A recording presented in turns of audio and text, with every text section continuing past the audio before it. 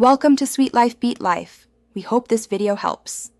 You'll start by preparing the app and permissions so voice typing can run smoothly. First, make sure Gboard and the Google app are installed and updated. This prevents compatibility issues.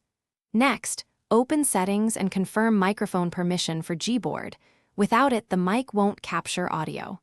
Once done, open any text field to bring up your keyboard, or navigate to Settings Right Arrow System, Right Arrow Languages, and Input to begin the explicit voice typing setup. Now you'll enable and configure voice typing inside Gboard so dictation works the way you expect.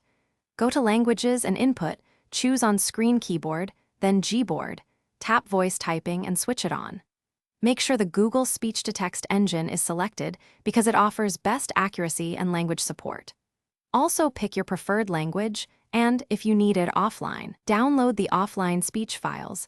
This ensures dictation still works without a network connection.